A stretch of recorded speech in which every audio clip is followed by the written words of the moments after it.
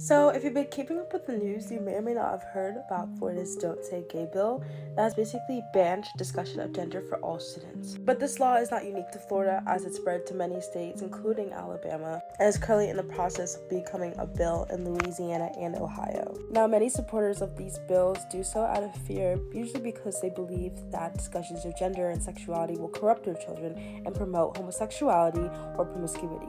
But again, these claims are rooted in fear, not evidence. Discussions of sexuality and gender expression are only two topics under the huge umbrella of comprehensive sex education.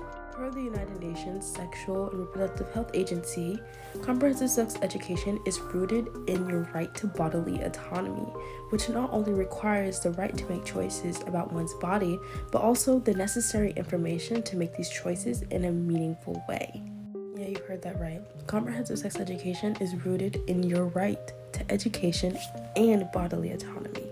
Under 2022 Policy and Law Report, CSE, also known as Sex Education for Social Change, stated that the National Sex Education Standards, also known as NSES, said that comprehensive sex education, ideally begins in kindergarten and continues through 12th grade. So it doesn't just happen one day in a middle school gym, like what happened to me. I was actually very shocked to hear this. CSE's report also lists out requirements about what quality comprehensive sex education looks like, and among them, age appropriate is there. So what does comprehensive sex education look like at all levels and all ages?